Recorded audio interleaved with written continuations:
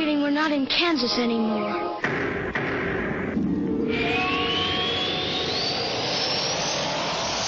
This is Tim Beckley, Mr. UFO, reporting for ConspiracyJournal.com. Fascinated by the strange and unknown? Things that go bump in the night? UFOs, time travel, Area 51, the Philadelphia experiment, shady government cover-ups? Don't be left out in the lunar cold. Sign up now for our weekly online newsletter and receive our snail mail catalogs. Go to ConspiracyJournal.com or email Tim Beckley at MrUFO@webtv.net. It's all out of this world.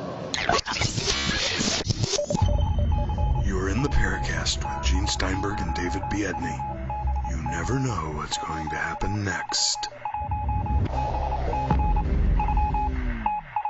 Dr. Greer, since we had you on the show last time, I've gone onto Google Video, and on Google Video is the 2-hour DVD of some of the highlights of the Disclosure Project testimonial. There's a tremendous amount of really compelling testimonial from witnesses that, quite frankly, astounded me. People who are obviously knowledgeable, people who are obviously on the inside of this enigma. And, I mean, some of the specific testimony really blew my mind.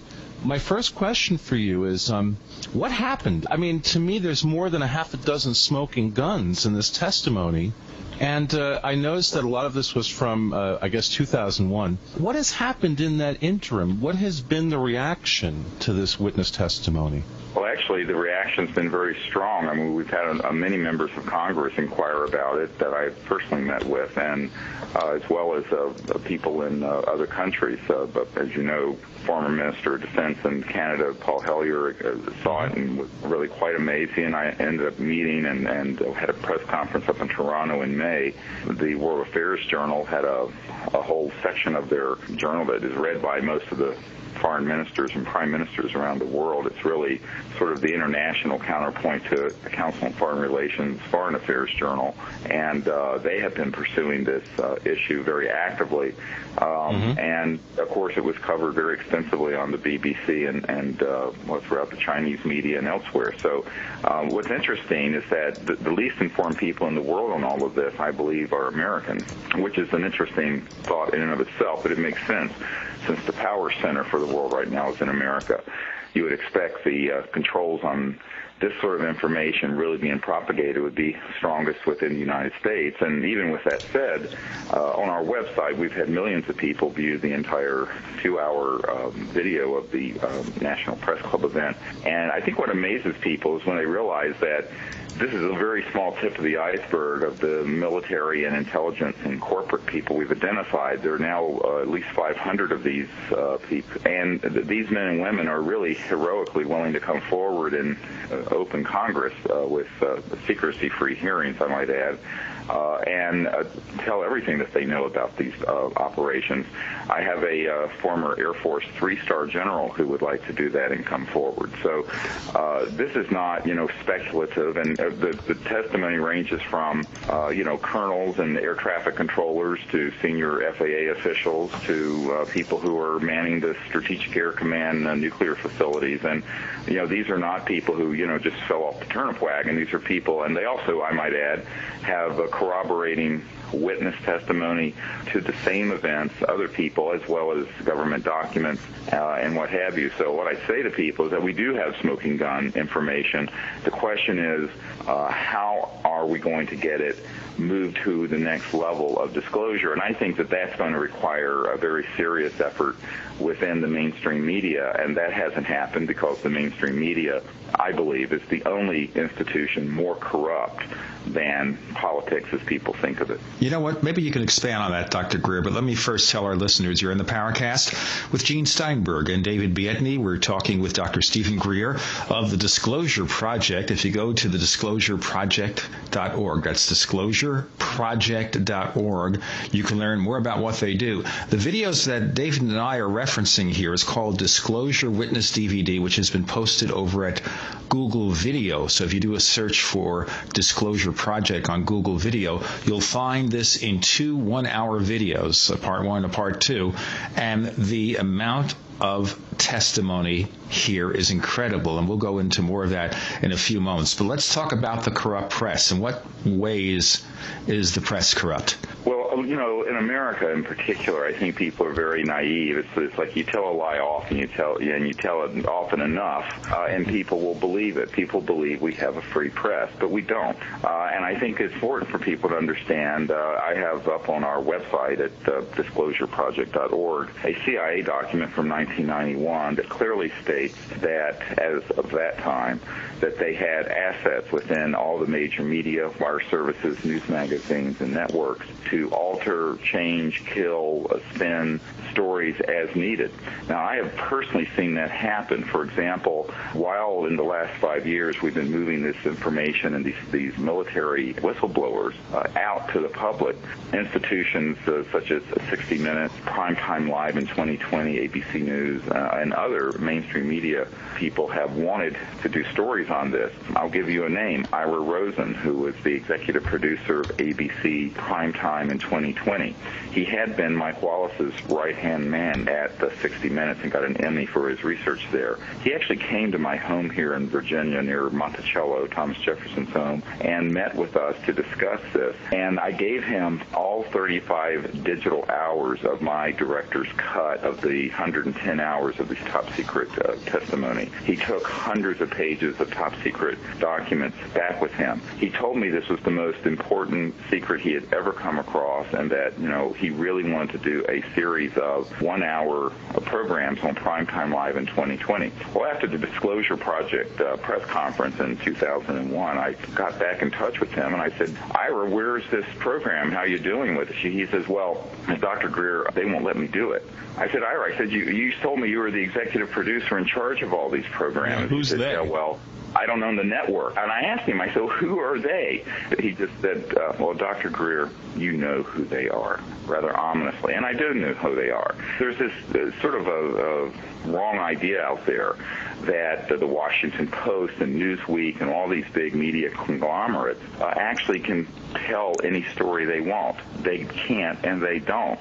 We've proven this, I mean, over and over and over again. I'll give you another example. Peter Jennings wanted to do a 2-hour special on UFOs for ABC News. Of course, I was skeptical he'd be allowed to do anything serious, but we got involved with it on the ground floor, and Mark Obenhouse is an Emmy Award-winning documentary maker. He was there.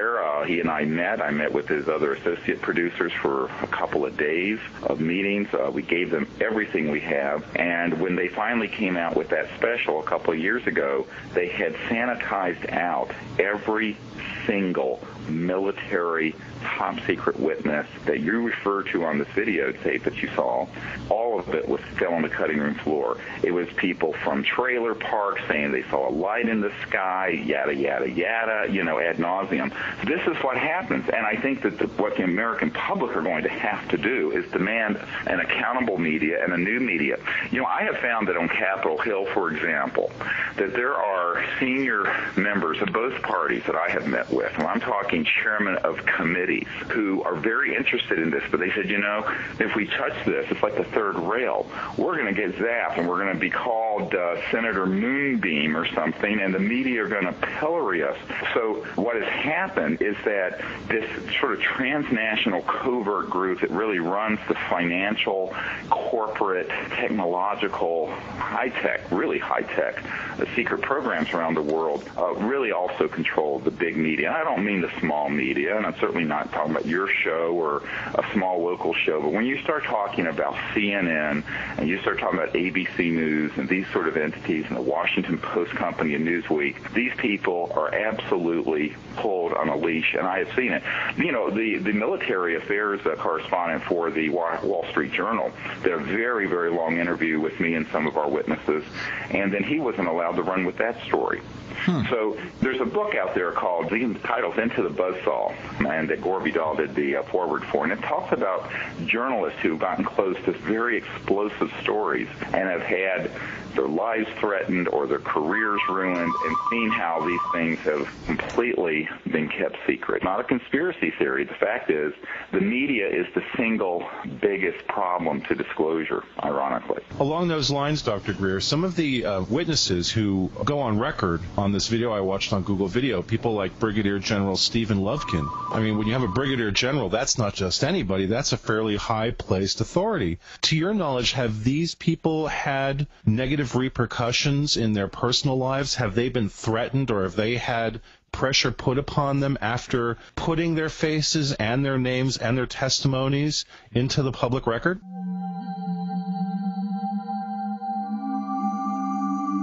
You've entered another dimension. You've entered the Paracast.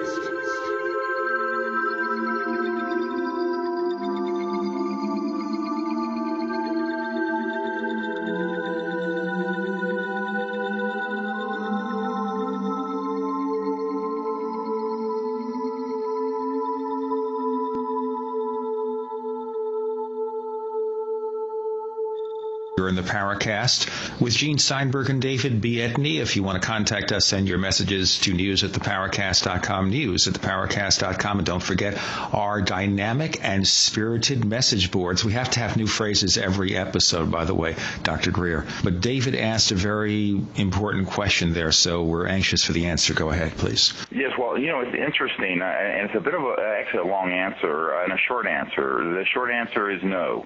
Not a single one of these men or women have had anyone even call them and tell them to be quiet. The long answer is that was not the case in the 90s. Now, when I started putting this effort together in 1993, and at that time, as you may know, I was briefing the Clinton administration and Clinton's first CIA director, R. James Woolsey, on this problem. Here I am, an emergency doctor trying to save lives day and night in the ER, and I'm doing shuttle diplomacy to the UN and to the CIA trying to get this thing disclosed. It was a nightmare for me. But to be honest with you, in the 90s, we did have some security problems, and some folks came to me from within some of these classified projects and asked if we wanted protection, and I said yes, and I authorized protection to be put in place. At this point, we have not had anyone so much as make a phone call to tell any of these people to be quiet. Unfortunately, this was not always true. We did have some really terrible things happen in the 1990s. There was a former CIA director, Bill Colby, who was in the 90s was going to hand off an operational energy device that was based on studying the extraterrestrial vehicles that have been looked at over the last 60 years or more. And the week he's going to meet with a member of my board of directors, they found him floating down the Potomac River. And his best friend, who's a full bird colonel, set up the meeting, told us, and came to the funeral of an associate of mine who was assassinated, helping us get this out, that he had been taken out because he was defecting from this group. It was at that time that I said, we're going to put in place what we have to put in place to see that this never happens again, and we did do that. You're dealing with the ultimate, the mother of all dirty tricks department. Absolutely, absolutely. You see, I'm wondering here, is it strictly UFOs that gets the CIA or whatever riled up with the press? And the reason I wonder about that is because you could read the New York Times, for example, and the New York Times will have articles in there that cover NSA surveillance of American citizens, and that seems to get out there. But when it comes to UFOs, that's where we're seeing a problem, evidently, right? It's not just UFOs, but it has anything to do with a matter that would alter the balance of geopolitical power. And the reason this issue is key to that is because, nobody in the business, by the way, uses the word UFOs. They use the word extraterrestrial vehicles. They use the word exotic propulsion devices. They use the word fast walkers if they're at NORAD tracking these things on a dedicated console number 52, if you're listening. Now, this term UFO was only invented after they knew they weren't unidentified and they knew they didn't fly, not in any normal aerospace sense of the word. You're dealing with devices. Many of the ones that are seen, by the way, by people are man-made. and they are based on very advanced energy and propulsion devices. Some of them are extraterrestrial in origin. But the point is that the information around this whole subject, which has become a wastebasket word, UFOs, and has its own sort of cachet of kookiness and, and abductions and all this stuff, and I have a baby floating around Alpha Centauri weirdness. Oh, you don't? Okay, just wanted to check. I mean, you get onto all this crap, but the point is that the UFO word was invented after they knew that that's not what they were, and so it's a sort of a Orwellian mind screw. The point is that the energy and propulsion systems behind these things, what you have to understand, would forever alter the grip this particular group has on how the world runs. There are 200 or 300 individuals and corporations that pretty much run the world, and it was interesting when I was at this press conference with the former Minister of Defense, Paul Hellyer, in Toronto. He very directly said, look, there's two governments. There's the government that we elect, and it basically has no control over anything important. And then there's this permanent government, and this permanent government is real. And there's sort of, this naivete, because this myth is perpetuated by the corrupt media that everything, God is in heaven and everything is right, because people don't want to know the fact that basically democracy, that my mother's family, who were actually prisoner of war with the British during the Revolutionary War, fought to establish in the United States and other countries, really has been overtaken by a transnational kleptocracy that is oriented towards amassing enormous amounts of power and wealth in the hands of relatively few. And this is what it's all about. If you talk about bringing out an energy system, a propulsion system that would extract energy from the fabric of space, and that's what we're talking about, that doesn't need a payload of fuel, you would forever change the power dynamics on this planet, literally and figuratively. And so you're talking now about someone's $200 trillion piggy bank known as oil, gas, coal, fossil fuels, nuclear power, centralized electric utility grids. All that stuff has been obsolete since before I was born. This we can prove. Now, the question is, many people say, well, gee, wouldn't that be great? We'd solve global warming. We'd solve world poverty. We wouldn't have to be in the Middle East. And I say, yeah, that would be a great thing, except the folks who are really calling the shots would also no longer be able to maintain the tight, centralized control that they have today. And so it's really an issue of geopolitical power, and lots of it. We're not talking about, something that's a minor issue. This would be a bigger revolution technologically than everything that's happened between the dawn of the Industrial Revolution and today. But here's a question that comes to mind, Dr. Greer, because this is a topic I've done some research on, and I've spent a lot of time thinking about.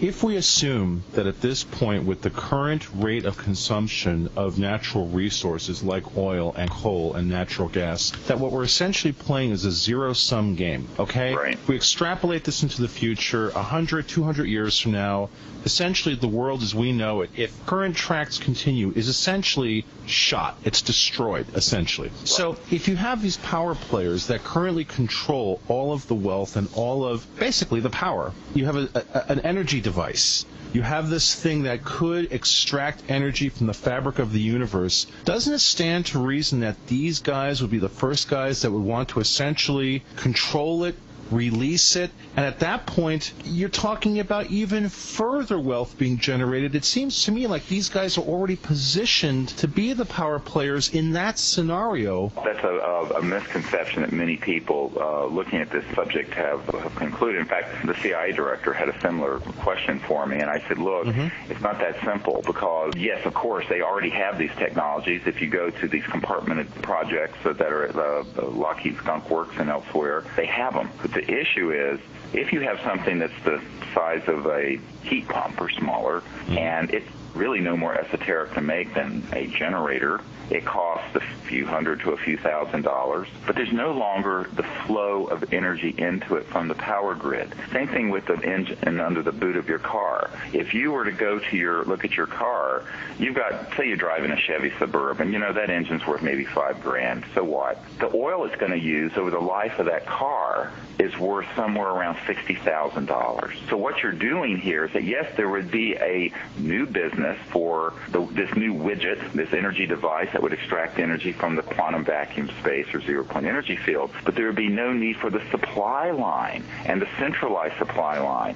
So you would suddenly see a very, very different world in how it's structured economically, geopolitically, technologically. Every village in sub-Saharan Africa and India, for example, could be electrified, have refrigeration, light manufacturing, wouldn't need a multi-trillion-dollar infrastructure for a power grid or for any of these very expensive fossil fuel-dependent power plants, which are really a big barrier or gateway blocking development around the world in any way that's sustainable. So I think that you have to look at this in a system-wide way and, sort of second, third, fourth order analysis and realize that these guys understand that this would be the end of the world as we know it, to quote a good REM song. But I feel fine. We should have made this transition in the 50s, 60s, 70s. We didn't. That's why we're living on borrowed time. This is why there's so many indicators within the natural environment telling us that we're overextending our stay on this planet the way we're living on it, and we need to change. But that's very difficult for people who would then see that their grip on the centralized economic and energy systems and technological systems of the planet would slip away.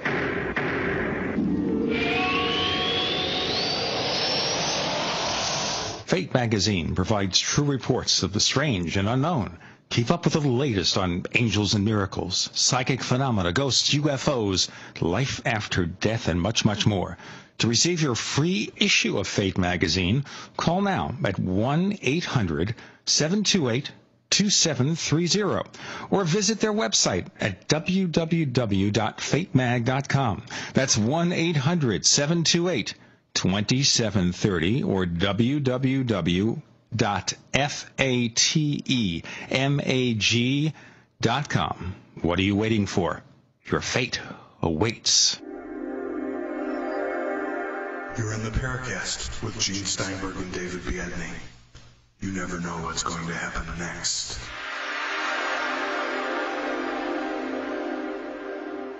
You're in the Paracast with Gene Steinberg and David Biedney.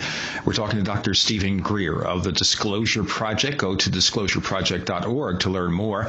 And by the way, ladies and gentlemen, if you want to get in touch with us, send your messages to news@theparacast.com or enjoy our spirited and dynamic message boards at theparacast.com. So let's go to the other part of that answer, Dr. Greer, please. Sure, and I think that one of the key things to remember is that big breakthroughs in these technologies occurred between the 20s and the 50s. I mean, people are shocked when they hear this. If you go back and do a study of this and an ethnography of the whole culture around secrecy, you'll find that when these things went black was early 1950s. I have an Office of Naval Research document that talks about their experimental work with T. Townsend Brown, the so-called V-Field-Brown effect that had caused this electrogravitic or magnetogravitic anti-gravity effect. This was actually open source mainstream aerospace information. Nick Cook, who was a writer for Jane's Defense Weekly, a very prestigious journal, we encouraged him to look into this, and he did, and he came up with a book called The Race to Zero Point. And he also wrote articles a few years ago for Jane's Defense Weekly about this. And this is a matter of fact-checkable reality that these technologies were known and being experimented with between the 20s, 30s, 40s, and 50s. But by the time they really realized that they had something that was extraordinary, and also that some of that research that was very much being done within the realm of human R&D got empowered and augmented by being able to study some of the extraterrestrial devices that we were able to acquire. This caused them to realize that, you know what, we better put the lid on this and lock it down. And that's when, by the way, Eisenhower lost control of it. Eisenhower, during his presidency, and I know he was bitter about this at the time of his death, and we know people who worked with Eisenhower, had essentially lost control of the military-industrial, corporate, laboratory, financial complex. Now, he mentioned that publicly, too, by the way. He warned about the military-industrial complex. Do you feel this is part of what he was warning about? This is the chief thing he was warning about, okay. And I have no doubt about that. And because he knew about this issue, he had been briefed on it, but what happened is that this sort of the 1,000 tentacles of this octopus got control of it and basically began to lie to him. By the time Jack Kennedy took Eisenhower's place, place in January of 61. And by the way, when Eisenhower said, "Beware the military-industrial complex," that was his last speech to the nation as President of the United States in January of 1961. Why does a five-star conservative Republican president and a five-star general say this? Was because he knew he had been stabbed in the back in this regard. Of course, Jack Kennedy also had an interest in this issue, looked into it, knew that these things from outer space, quote-unquote, I'm quoting from a CIA document we acquired from a source I have at the NSA, who had it and handed it off to us. It's in our book. It's a very interesting read if you want to read it carefully as a document. But basically, Eisenhower and Kennedy in that era, they were really frustrated by this secrecy that went out of their reach. Fast forward to the presidency of Clinton, by the time I got involved with the Clinton administration and was an adult man at that point, what I found was that he was very much wanting to know about the subject, and so is the CIA director. And when I put together the witness testimony, the documents, and the project code names and numbers, and by the way, we have some of them, that he could use so that the president could penetrate this project, he chickened out. He put his tail between his legs and he ran. And this was one of the real disappointing experiences of my life, was seeing how our political leadership, when they get to the edge of this precipice, have always stepped back from it and are not willing to step into the breach. As a corollary to that, Dr. Greer, what is your opinion about reports through the years of different types of election fraud that might have elected presidents? And we talk about 1960, for example, when Kennedy seems to have been elected by a lot of dead people in Chicago. Okay, we talk about the 2000 election, which was basically decided by the Supreme Court. And to this day, there were still controversies, which, by the way, we will be exploring in future episodes of the Paracast, over the election in 2004, especially Ohio, which was certainly a pinpoint, turning point, pivotal point in that election. So do you think that the powers that be, or just the political parties doing their own dirty tricks, are electing presidents against the voters' wishes by playing with a few statistics or something else? Well, there's been corruption in politics since the beginning of time, and this is nothing new. I think what's disturbing is it becoming more high-tech, and with the electronic voting machines, the Princeton study that came out last week clearly indicates that it's child's play to tamper with those and alter the results. There were precincts and counties in Ohio in the 2004 election that had more people vote for Bush than are even registered voters in the area. I mean, this is not possible. So, there's obviously some problems going on, and it's not hard to do. The question is, who's doing this? I don't think George W. Bush himself is, but there are people who want to move certain chess pieces around on this board.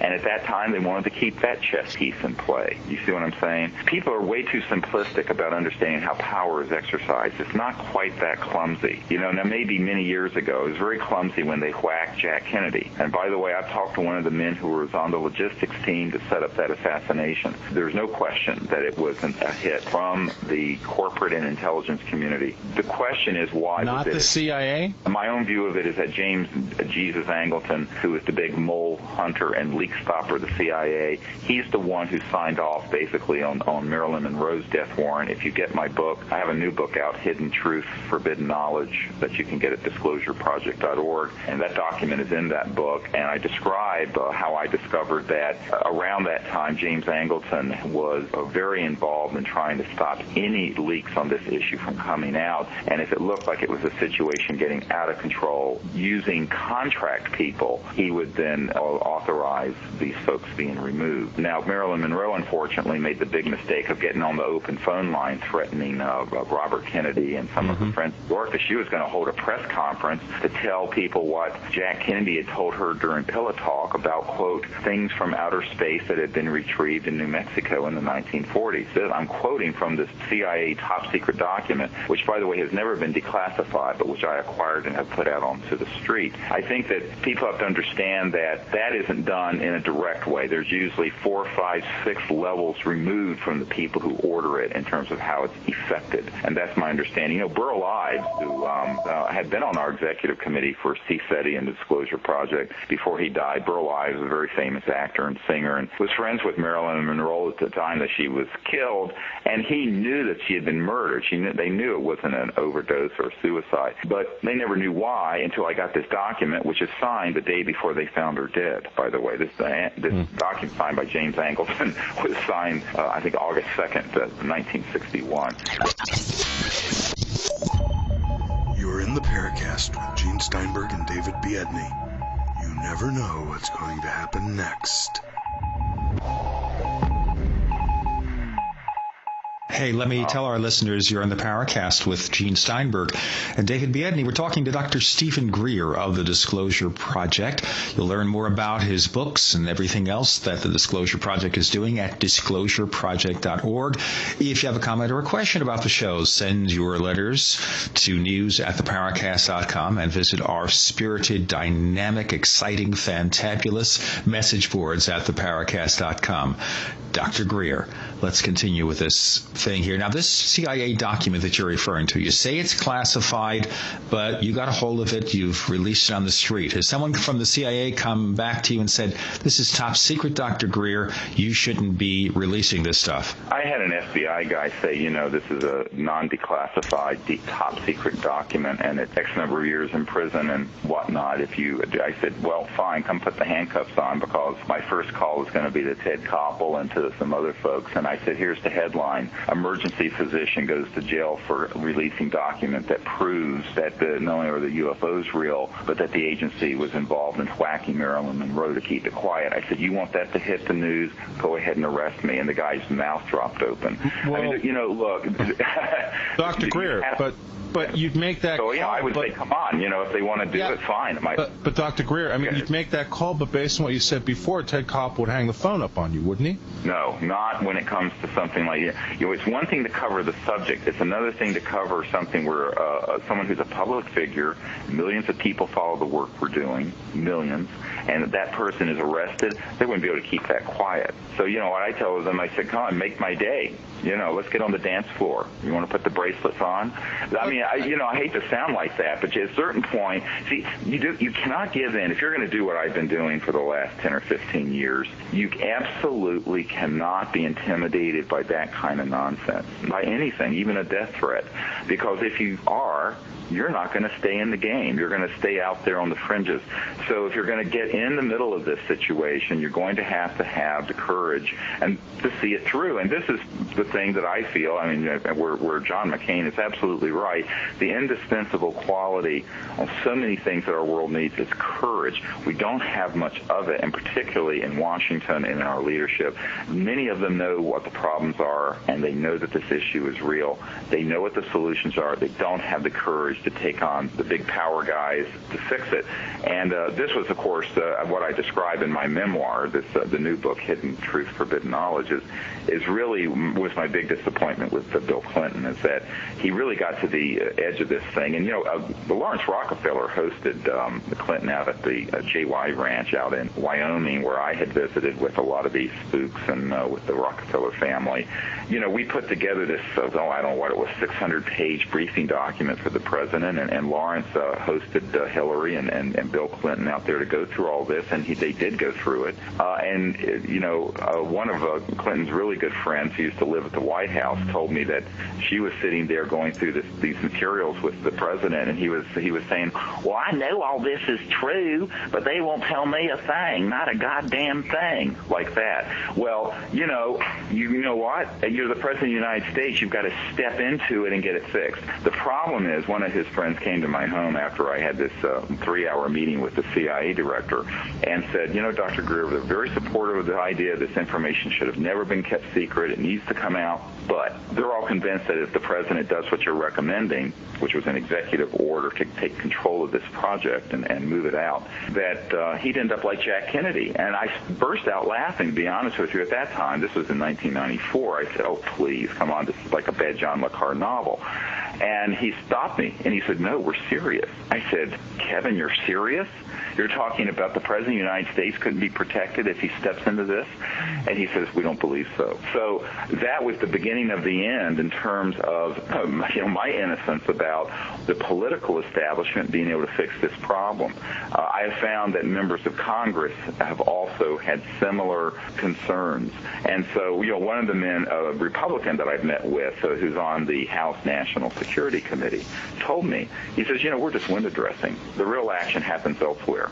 And I said, yeah, but you're the Congress, and you're the ranking Republican on the House National Security Committee. He says, doesn't matter. He says, I've been following your work for years. It's great. Love what you're doing. He says, we can't touch this. It's rather, astonishing. And so when people ask me, what has been one of the biggest disappointments of doing, there's a lot of information that's interesting and fascinating, but seeing the cowardice of our leaders that are out there has really been breathtaking. So, what's it going to take then? What are we talking about?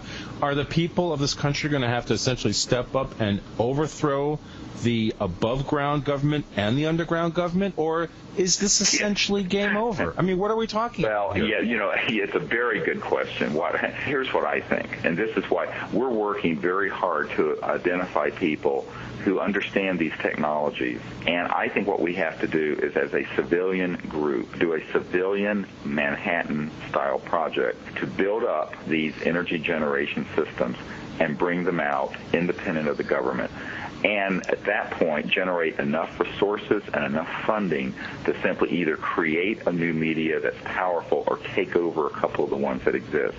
Now, people hear me talk like that. They go, you've got to be kidding. I said, no. Why not do a hostile takeover of CBS or ABC if you end up having something that would be a new technology that could begin to be the operating system for a whole new civilization? We can't sit back and think in a small way. We need to sit back now and say, look, here are the facts. Here are the technologies we know that are extant. These are not theoretical. Here are men that we know who have worked on these projects. Why can't we put some resources, and I mean some serious venture capital funding together, not billions, but a few tens of millions, and get these things built up and bring them out to the public? I think that's what we're going to have to do. I think it's a huge mistake for us to sit around and wait for the government or this other group to fix the problem. I think that we, the people, have to get together and do it. It's a real message of empowerment, and this is why I laid the responsibility for the situation in the world right back at everyone's feet. I don't think you can just look away and say, Big Brother's screwing things up. We all have a responsibility for the planet that we're leaving our children and our grandchildren, and I think we have to step up to the plate and take some serious efforts and some very well-organized efforts to do this. It gets so complicated on the UFO field.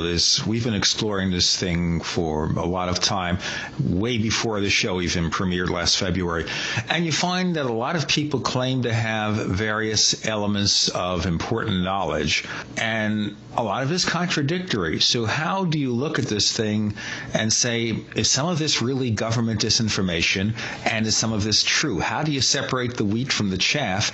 And frankly speaking, we've had a lot of comments about different guests on our show in our message forums, and some people will say, well, this person is maybe part of the cover-up. In fact, we had a couple of questions suggesting maybe Dr. Greer is assembling all this information, and maybe he's part of the disinformation. So how do you answer that? Well, if I was part of the disinformation, we wouldn't have virtually zero funding in our bank account. The ones who are awash in a lot of money, they're part of the disinformation, and I can tell you who they are.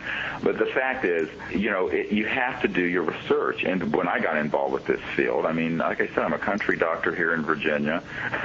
When I go to a meeting at the Pentagon, I say, look, I'm just a doctor here who got involved with this. My uncle designed the lunar module that put the first man on the moon, by the way. And when I was a little kid, I had some experiences that saw UFO at pretty close range when I was 8 or 9 years old, and I've had a lifelong interest. But what you've got to do is go to the attributed sources, and that's what we've tried to do with disclosureproject.org. We've tried to go to people, ranging from the 40s all the way up into the 90s, who were in military installations or in corporations or operations dealing with this subject directly, and who had direct information, not secondhand, not rumors, not people who, stepped out of a trailer park somewhere and, were telling some tall tale. And you have to do that. And then you have to back it up with documents, and you have to put together the mosaic. And what I've tried to do is put together the whole mosaic. Now, with that said, you're absolutely right. I believe more than 90% of all the information in the public domain on this subject is deliberately planted disinformation. You're in the Paracast with Gene Steinberg and David Biedney. You never know what's going to happen next. You're in the Paracast with Gene Steinberg and David Biedney. We're talking to Dr. Stephen Greer of the Disclosure Project. Go to disclosureproject.org to learn more about what he does, about his Hidden Truth, Forbidden Knowledge book that came out recently. And I'm going to look at that book in more detail, possibly in the future, as soon as we get hold of copies of it.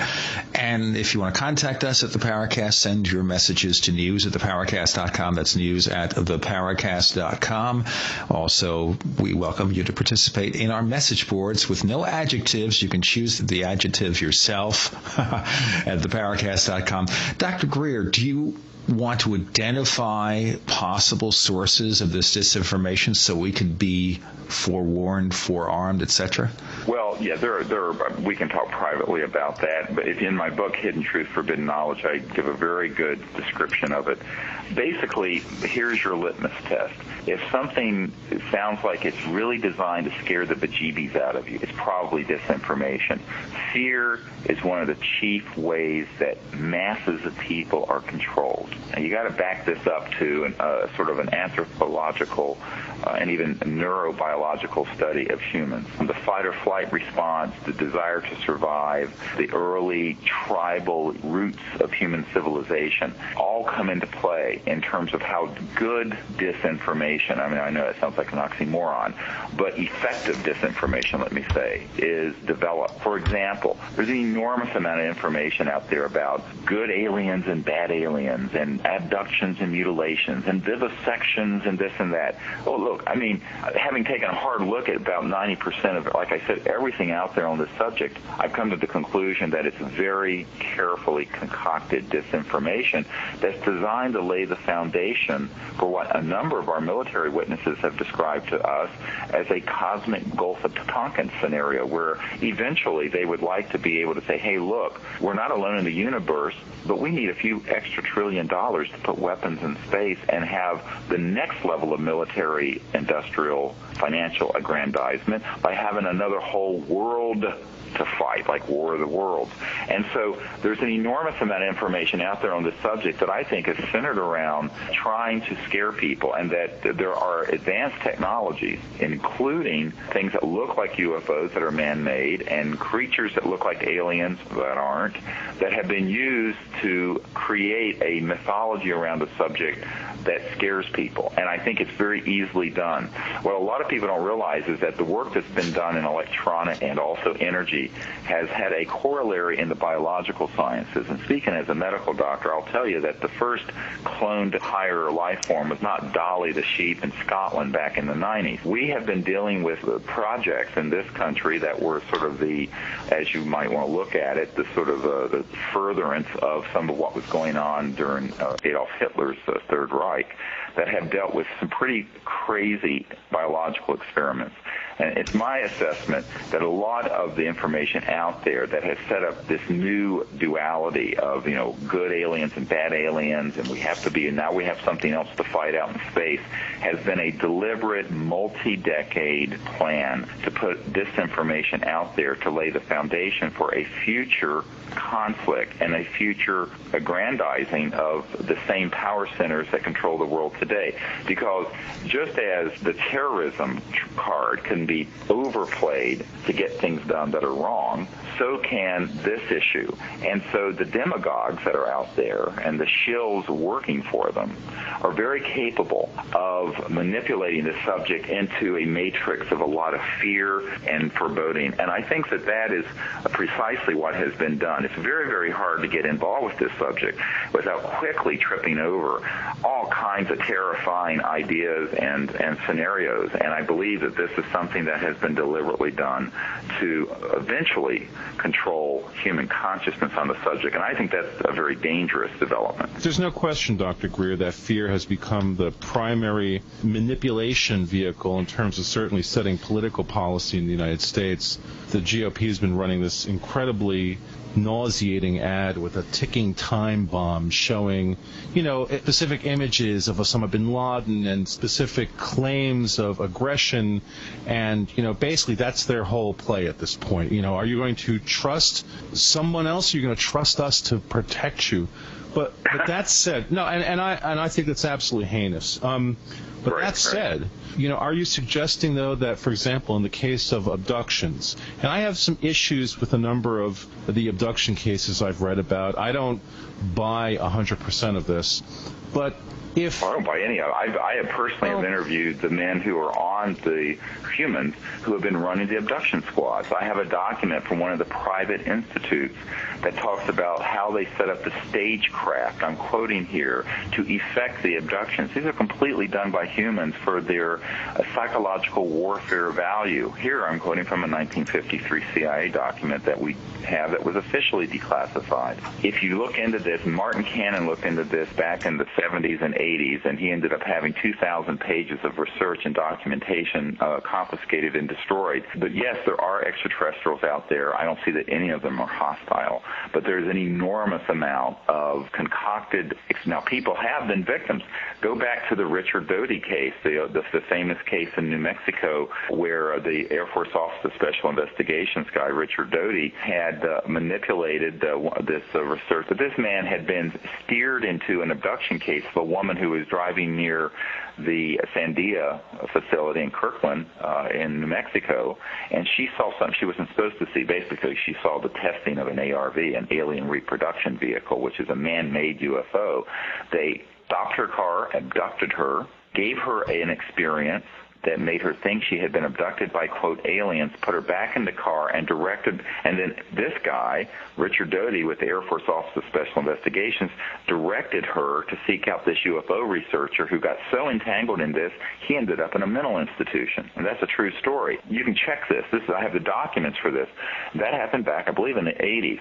So this has happened over and over and over again. So it stinks to high heaven, and there's a lot of virulent and nasty disinformation and countermeasures that are done, and they're designed to either hide what they're doing in certain facilities or to put out a type of fear-based disinformation that could then eventually manipulate large numbers of people.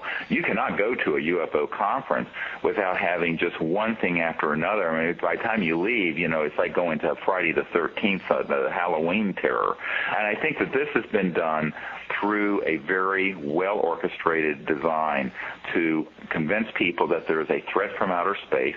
Again, I'm quoting from a document that could control the masses of the world. And so instead of the world being united against an axis of evil or this terrorist group, eventually it'd be like the movie Independence Day where, we go out there and, hey, let's kick alien butt, and it's all this jingoistic nonsense, the pablum of Hollywood. But still, it is very effective, I think, at convincing people that there's something they should fear. I think what we need to fear are very human elements that want to scare people into giving up more and more of their freedoms and giving up control to some huge transnational big brother. I have to tell you, though, Dr. Gray, I still find it hard to believe, for example, that something like the Betty and Barney Hill case is an engineered episode. I find that really hard to believe. And have you met them? Have I met Betty and Barney Hill? No, I have not. I met Betty Hill a couple of times. I know her. Let me just tell you, the technologies that have been fully operational since the 50s would curl your hair. And the ability... Now, it's not that everything is. I mean, I think Travis Walton actually did have an experience on an ET vehicle because he ran underneath one in the woods and accidentally got electrocuted. Those things put out gigawatts, terawatts of electric energy. And what happened to him is that he accidentally had an electrostatic arc hit him. It was like a lightning bolt. They stabilized him and then returned him. And if you actually talk to Travis Walton, it's not at all like the movie Fire in the Sky, which was complete disinformation. In fact, when I talk to Travis about this, and again, I go to the original sources because I'm able to do so. Most people out there who are consumers of retail ufology get the spin. They don't get the truth. And this is what's really concerning to me, quite frankly. But Travis Walton wasn't tortured on board that extraterrestrial vehicle. They saved his life because they probably had to defibrillate him. I mean, being an ER doc, what happened to him sounds very much like a bad electrocution that was accidental.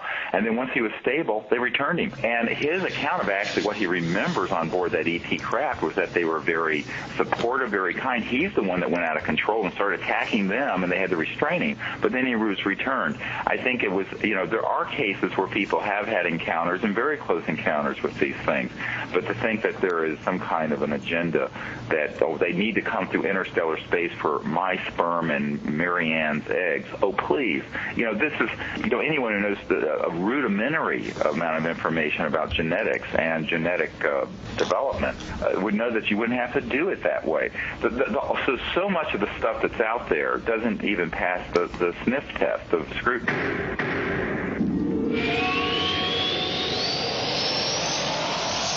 For 58 years, Fate has provided true reports of the strange and unknown. Fate brings you the latest in all aspects of the paranormal, like angels and miracles, psychic phenomena, ghosts, UFOs, and much, much more. To receive your complimentary Fate magazine, call now at 1-800-728-2730 or visit their website at www.fatemag.com. That's 1-800-728-2730 or www.fatemag.com. What are you waiting for? Your fate awaits. You're in the Paracast with Gene Steinberg and David Biedney. You never know what's going to happen next. You're in the Paracast with Gene Steinberg and David Biedney. We continue our discussion, the final leg of our conversation with Dr. Stephen Greer of the Disclosure Project. A lot of criticisms people make sometimes of people in the UFO field get involved are the result, of course, of the fact that they do have to make a living. So you write books to try to raise money to stay alive, feed the family, put food on the table, and also maybe enhance your research. And one criticism we had, or a couple of criticisms we had on the message boards, were about these seminars you hold where you're trying to call up UFOs. What's that all about? And can you answer some people who are concerned about that? Well, I think it's just common sense. This whole project started, by the way, out of a very simple assessment, and it's called a close encounter of the fifth kind. And that is, if there's intelligent life out there, and they're using technologies that are very advanced, electromagnetic systems that interface with thought and interface with consciousness, which obviously they have, we go into this in a great deal of detail in a couple of the books I have out there, then why shouldn't humans bypass this monopoly that the covert sort of permanent secret government has on this issue and try to make contact or observe these things on our own? And we have. And so what I've said to people is that why can't humans be citizen diplomats? Just like during the Cold War, there were, physicians who became citizen diplomats to the Soviet Union to help break down the barriers that were created and that were bringing us to the brink of nuclear extinction. I think it's very important for humans to do a similar thing. And why not? Why should all UFO research be retrospective, just studying things that happened 10 years or 20 or 50 or 60 years ago? There's something going on. Let's say a big wave of sightings starts somewhere in the Pacific Northwest.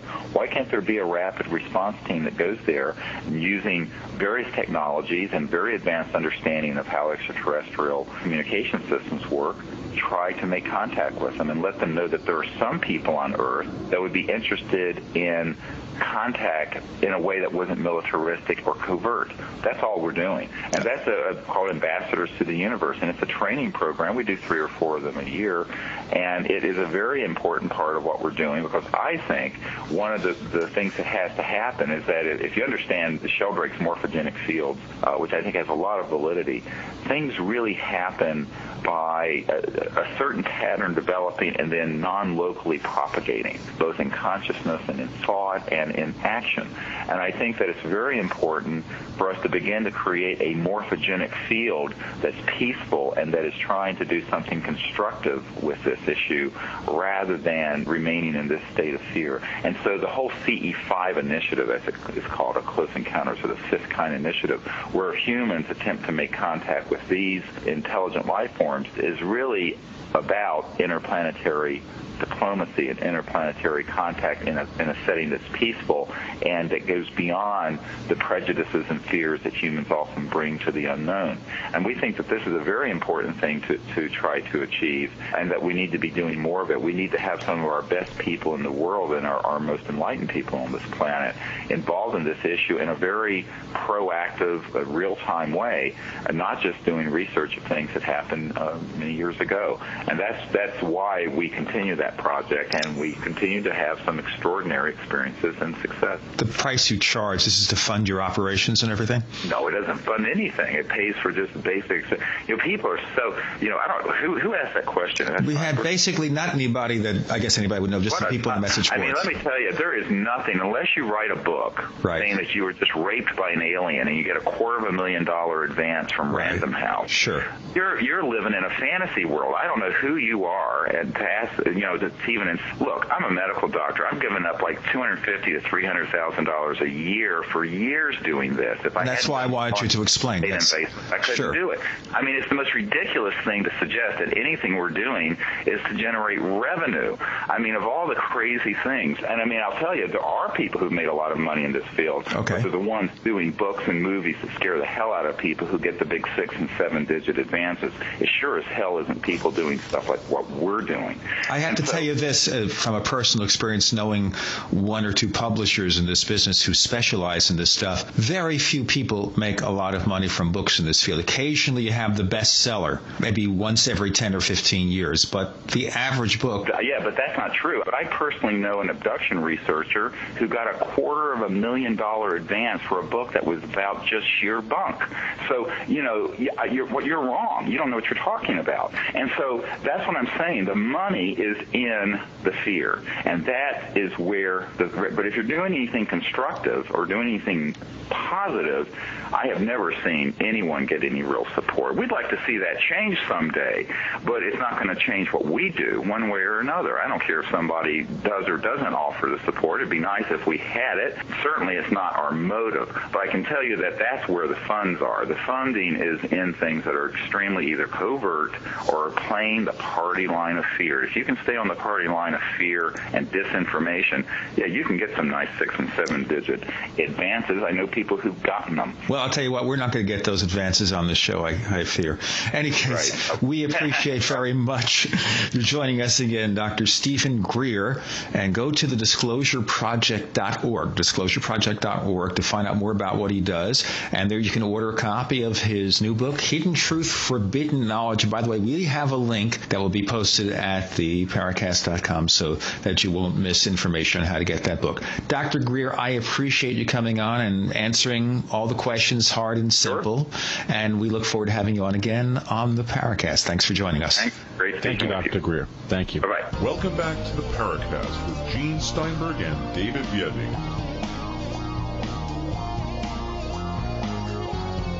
First, a quick reminder about next week on the Paracast. We'll be hearing from Thom Hartmann, who's going to talk about parapolitics, such as election frauds. He's a well-known radio talk show host. As many of you know, he's on Air America and also has a nationally syndicated show. You'll also hear from Linda Zimmerman, who will give us the heads up about ghosts in New York. And now, one of my favorite spirits, the one, the only David Biedney. Jeff Ritzmann is one of those very interesting combinations of extreme experiencer and dedicated UFO researcher. The range of experiences that Jeff had growing up led him to want to understand the UFO phenomenon. And in a previous visit to the Paracast, Jeff revealed some fascinating stories about specific abduction experiences and sightings that he had lived through from the age of 5 on. In today's episode, we're going to talk with Jeff about more of the topics that he finds fascinating in this realm, specifically his interactions with some well-known names in the UFO field, as well as some experiences he had in Gulf Breeze, Florida, a hotspot of UFO activity for a number of years. You know, David, that's one I'm really interested in because years ago I interviewed the fellow who possibly put Gulf Breeze on the map, and that was Ed Walters, a builder who supposedly had his own range of sightings. Now, I interviewed Walters. I didn't believe him, and I'm really curious to see how Jeff handles the issue of Gulf Breeze because, as a matter of fact, Ed Walters, and he was also known as Mr. Ed originally, was not the only... That's Mr. Ed, too. A horse is a horse. Please don't go there. Let's just go and sit down and listen to UFO researcher Jeff Ritzmann as he returns to the Paracast.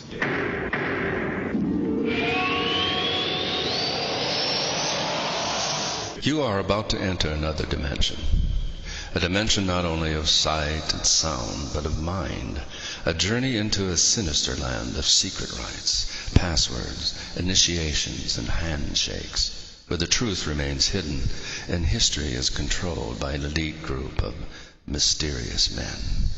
Imagine, if you will, that I'm holding a book in my hands that explains this secret history, and that the name of this book is Conspiracies and Secret Societies, the Complete Dossier. Here is described centuries of dark dealing, lies, murder, mayhem, and cover-ups in the pursuit of unimaginable money and power. My name is Brad Steiger, and the stories you are about to read may have actually happened at the signpost up ahead. Your next stop, Conspiracies and Secret Societies, the Complete Dossier. You're in the Paracast with Gene Steinberg and David Biedney. You never know what's going to happen next.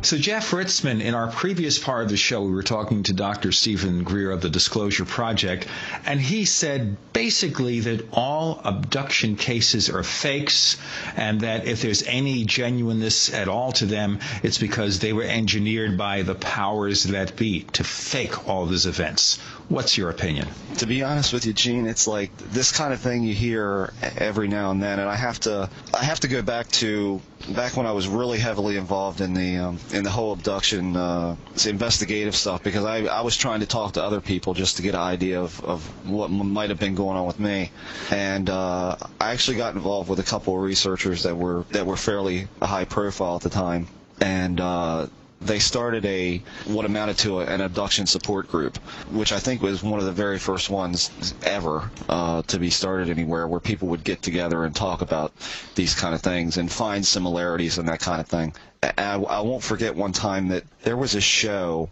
on TV that week, of course, that everyone had watched in the group, and everybody was talking about it. And I believe that CSETI was one of the topics covered on this particular show. And I remember one researcher saying to me that needed to be done, because what it did was it portrayed CSETI in a very negative light, almost in the air of a cult-like mentality. And I really hadn't thought of them in that way. I had seen them on Sightings before, which was a big show at the time. I remember this researcher, I said, what do you think about what they said about Greer and CSETI? And I remember him saying to me, they portrayed it like it should have been, that needed to be done, because people often talk about the whole UFO subject as, oh, it's a cult. And what he said to me at that point was, that's about as close as to a cult as what you're going to get, and I think that needed to be exposed and that needed to be shown. The interesting part about that now, and hearing what he's saying now about this kind of thing, is it almost seems to be mirroring other cases that I've seen that have adopted a cult-like mentality, in that everything is false, or everything is, psychotic issues, or it's the government. It's nobody's in really good contact with other things other than the person who's proliferating their own agenda. You know what I'm saying? So that kind of fits to me that he would say something in that vein, because truthfully, I've seen a lot of claims by Greer that I haven't seen any evidence of. I mean, they claim to be able to vector in, they call alien craft to within several hundred feet. Where's the videos of this? I mean, this would be big news if this was actually happening. We're talking structured objects, not just lights in the sky type stuff. And I'm yet to see one thing out there that supports that. I mean, not so much as one video have I seen that supports that kind of... Before David asks his question, let me tell our listeners you're in the Paracast with Gene Steinberg and David Biedney, UFO researcher. Jeff Ritzmann makes his second appearance on our show. David? Well, Jeff, I asked Dr. Greer that same question the first time he was on our show, and in fact offered to go to one of these week-long events that he did with a video camera to get the video of that thing coming in. But I have to say, the reason that we had Dr. Greer back on the show was that since we had him on the first time, I found I guess there's a 2-hour compilation of the 100 and some odd hours of testimony that Greer has compiled from these high-level military people. And 2 hours of this are on Google Video, and I watched this stuff, and I have to tell you, the testimonial, the overall tone of it, and the bulk of the information was incredibly compelling. You had things like, brigadier generals basically coming clean about the involvement of the government with this topic. It seems odd to me that here he's assembled this incredible compilation of very credible testimony, and yet you've got that on one end, and then the other end, there are these events of going out to make contact with the benevolent aliens. I don't understand that disconnect. And I think a lot of people have a real tough time discerning one project he's involved with from another. I mean, you have the Disclosure Project, which is doing the testimony of ex-military and intelligence people, and then you have CSETI, which is, to me, is a totally different entity. I respect Dr. Greer for what he's trying to do with Disclosure Project, but at the same time, when I look at CSETI, I've been in the presence of members of that, and I've seen different things that they've tried to do at different sites. I know one particular place was Gulf Breeze that I was down there, and there was some CSETI folks there. But it is weird that you would soil one thing with another that doesn't seem to be quite on the up and up. But and I have to say this because this has been a recent argument on a message board I was on that was asking what people thought of Dr. Greer and all this, and I said to them, I said, well, you only need to go to the CSETI website and look at where they're speaking of lectures and or these outings that you were talking about going on to Vector and Craft. You have to really read through that website, because not only are you going to find on there that it is really expensive and covers really very little except some training materials, which is the equivalent of, like, I guess, books and so on and so forth. They are really expensive. But not only that, you also, when you participate in one of those field projects, you actually have to sign what amounts, in my opinion, to a non-disclosure agreement, that you cannot post any video of this event without their permission. It belongs to you and CSETI. You can't disseminate the information at all. You cannot talk about what was talked about. It's all very quiet and hush-hush. And that, to me, that's immediately suspect right then and there. I mean, if you know how to do this kind of thing, and you're wanting to be this diplomatic ambassador, then tell everybody. What's the holdup? Well, that's the thing I didn't understand. There seemed to be a disconnect here, where he's saying that the ways they've tried in the past with the Disclosure Project apparently haven't worked.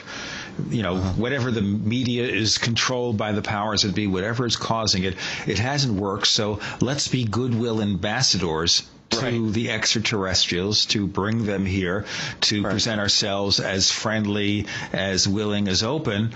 But then if he's conducting these training sessions and what happens isn't being disclosed, then is he any better than the people who get involved? Exactly. I said that on the message board. Yeah, I said that on the message board. I said, isn't it weird that somebody who has a project called the Disclosure Project has a non-disclosure agreement that you have to sign before you can even get involved? I mean, that to me is just really, really crazy. And when I look at the whole contacting and being goodwill ambassadors and all the training materials for that, I immediately have to ask, what qualifications does one need to be able to be the ambassador to that? And I hate to say this, but who is Greer to have to set something like that up? Well, this is not new. There have been programs through the years in the UFO field to get in touch with the aliens. I'll show you the way. I have the way and the truth and the method to contact the space people, and you work with me,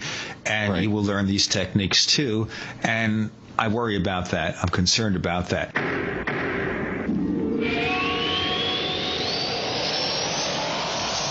She came to Earth to conquer our planet. He traveled to the future to conquer her heart. Experience the adventure of a lifetime. Attack of the Rockoids. The critics are raving about Attack of the Rockoids. One reviewer writes, the father and son writing team of Gene and Grayson Steinberg have written a marvelous, fast-paced story of interstellar warfare and star-crossed love. The battle scenes are so descriptive you can see the spaceships explode and be consumed by gigantic balls of flame. I enjoyed this story, and the authors say there is more to come about the characters and the future world of the Rockoids. Fans of Star Wars and Star Trek will enjoy this story and look forward to many more adventures of Ray and Xanther. That's Attack of the Rockoids. Order your copy direct from Amazon Books, or check out a sample chapter and get a special discount on your copy direct from www.rockoids.com. That's www.rockoids.com.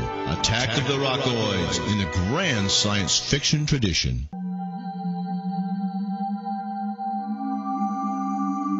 You've entered another dimension. You've entered the Paracast.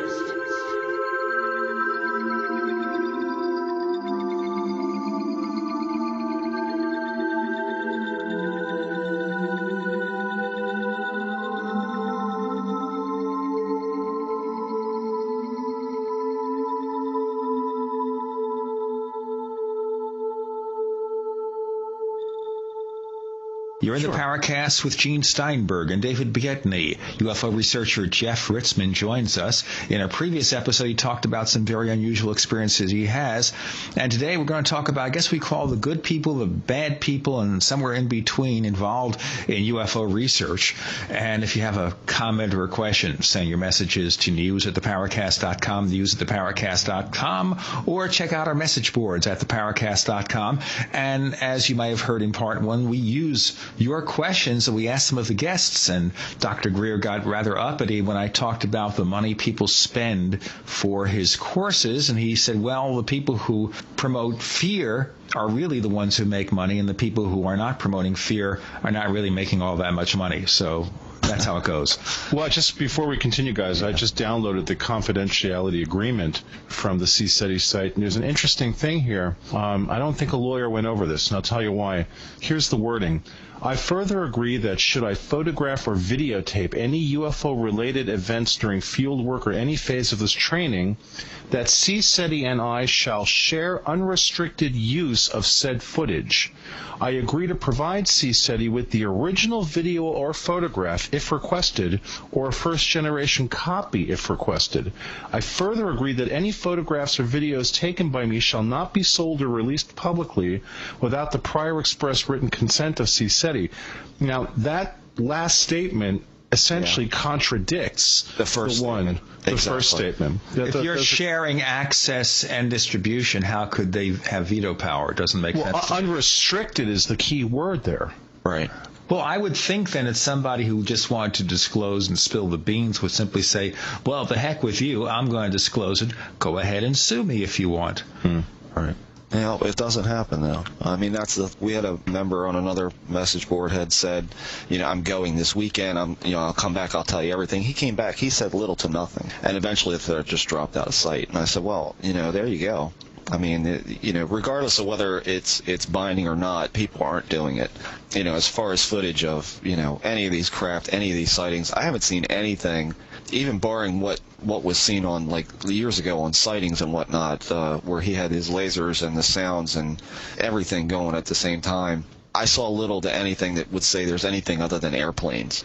Is it possible also that during these sessions, Jeff, they are given more stringent verbal instructions about what to say and what they can't say, saying, look, if you say the wrong thing, I know you have the ability to do it, but if you say the wrong thing, folks, well, you're going to attract the silence group, the men in black, the powers that be, and rather than have chaos, let us have all this come through us. And maybe if they give people a strong enough incentive after spending a lot of money for this session, maybe that's part of it. It may not just be the non-disclosure agreement that you see in writing, but something that is emphasize to them during the session. I'm not talking about hypnotic instructions. No, but there's always, I mean, any of these cases like this that you go through, or any of these groups that you go through, you're always going to find that there's a certain amount of fear that goes on with them, from a case that you've talked to certain individuals on, that it is a fear-mongering type of case, right down to, you don't want to disclose this stuff on your own because you may be attracting people that you're not, equipped or prepared to deal with. In other words, the government will come out after you, and you're not ready for that. So it would be in your best interest. Now, we're speculating here, ladies and gentlemen, by the way. Okay, I just want to make sure that everybody understands. Yeah, absolutely. We do not know, other than this non-disclosure agreement, what people are being treated to during the sessions until or unless someone comes forth and says, I went to the session, this is what happened, this is what didn't happen, this is what was told to me. That's all we know right now. Right. I mean, I should say, that I'm not at all, opposed to going on one of these things, but, what I'm opposed to is, forking out over $500 to do it. I mean, that's, I've had, I guess depending on how you look at it, I've had pretty good success already, without him, in seeing some stuff that I probably didn't want to see. But, it's, throughout the years, I've seen these little groups pop up that, some of them get huge and some of them don't. And, I never wanted to belong to any group because I never wanted to subscribe to, even MUFON. I mean, I've never joined MUFON in my life, and everybody has hounded me. Why aren't you in there? You'd be a great field investigator, blah, blah, blah. I said, because there are things that MUFON has said that I don't agree with. Well, let's talk about that. MUFON. Now, I'm a member of MUFON, a card-carrying member of MUFON. Right. Now, I do not necessarily subscribe to everything they say, but I'm a member to get the newsletter and get their content and everything. So tell me, what is it, Jeff, that prevents you from joining? Well, at least in my state, at the time we had a fantastic state leader, and of course at the time Bruce Maccabee was, I believe, the big cheese in Maryland for MUFON, and probably still is. But there were speakers that would get brought in that, I would think, why is this person at MUFON? I mean, there were people brought in to talk about everything from, Venusians inside the planet Venus. I mean, that kind of 60s, 70s, shtick of what UFOs used to be about, and of course then you get some interesting stuff. You would hear about, local cases and whatnot, but I just got the feeling a lot of times that I'm not sure that they really valued a lot of what people coming into the group had to say, or what they had to present, I guess is what I should say. It took me a little while to get acclimated to the group locally, who pleaded with me, please join. But at the same time, I would read old newsletters that were given to me at meetings and whatnot, and there were some things said about certain cases in there that I'm like, well, how do you know that? And I mean, I couldn't put my finger on any one thing, but I always thought that, what if you get involved in a group that seems great at the time, but then all of a sudden just destroys its credibility in one move? You're right on the boat. I'm not going to be on that boat. So, it's, and that could apply to anything from, the most outlandish cultistic, group right down to something as normal as MUFON. I don't think it's that wise to be involved in any of these groups, because you're always kind of railed into, this is MUFON's official stance on it, or this is so-and-so's official stance on it, and this is what we believe. And, why would you want to be put into a group where, you're talking about answers? We don't even have all the questions yet for this thing. So, but, I have a problem with that, Gene and Jeff, let me play devil's advocate here for a moment, because I totally agree with what you're saying, Jeff. I mean, there are very few groups in my life I've belonged to, because I find that once you get more than two humans together, it gets a little ugly. Well, that's why we have three people here, but we're not all humans, so it doesn't matter. You see? Oh God, Gene, take your meds, Gene. I am taking. You forgot to take your fun. Drink the beer. Yeah, drink your beer. The pill bottle is empty, my friend. Oh, good. I had 10 before the episode, and that's. It's not enough. And it's showing. But seriously, the reason that you would go to a MUFON meeting would be because there's an assumption that if there's a group of 50 people, you're going to find 2 or 3 people that you can have a discussion with about this topic that you'd have a hard time finding out in the real world. Look, you go to any group, and you're going to find versions of reality that are extreme. You're going to find, someone in that group is going to be out in left field so far that they're just out of sight. So the problem is, in discussing this topic, what I've come to realize, especially through doing this show with Gene, is that it's so easy to step over the threshold. It's so easy to say something that more than a few people are going to misinterpret. It's so easy to just appear to be completely out of your mind that you almost have to step back and say, all right, look, there's a signal-to-noise ratio. There is some amount of signal that's useful, and there's usually some majority amount of noise that is exactly the opposite of useful. Yes. But, the thing is, you look for those 2 or 3 people that maybe will help you further your own understanding a little bit. Isn't that worth it?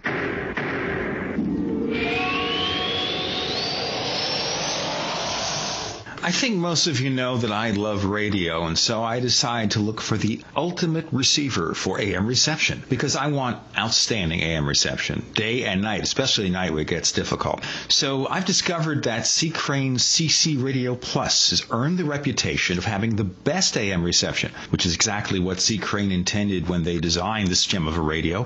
Along with its legendary AM reception, it also has excellent FM reception, a weather band, TV audio, and the ability to run on batteries for, and listen to this, 250 hours. So whether you use it as your bedside radio in your kitchen or at work, the CC Radio Plus will give you the pleasure of clear AM reception. The radio is designed for the clarity of the human voice and the benefits of useful features like 5 memory buttons per band. They work just like memory buttons in your car, a sleep timer, an alarm clock so you can get up at the right time, and a weather alert that now works as an all-hazards alarm. You know what I want you to do? I want you to buy that radio, but also support this show by visiting our site, theparacast.com. That's theparacast.com right now. Click on the C. Crane sponsor button to order the CC Radio Plus for $164.95, and that includes free ground shipping and a free C. Crane catalog. Place your order today. This is the Paracast with your hosts, Gene Steinberg and David Biedny. You never know what's going to happen next.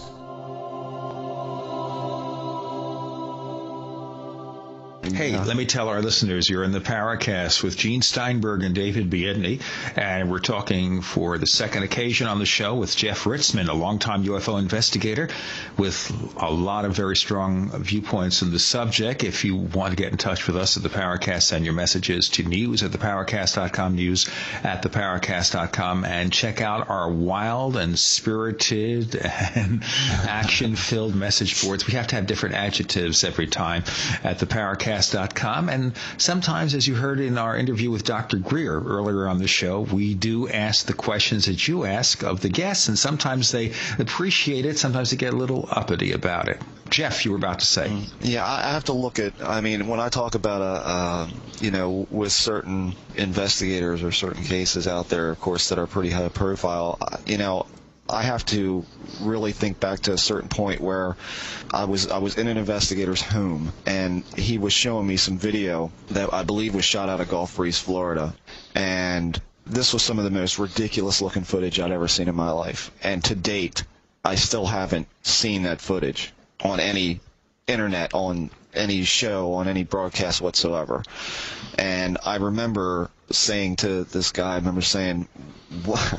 why isn't this on sightings? What are you doing? What are you doing with this? He said, well, we have to look at it first, but, you always save your good stuff for a rainy day. And at the time, I had only been into the whole field for probably 6-7 years, and I remember thinking, Christ, is this all about money?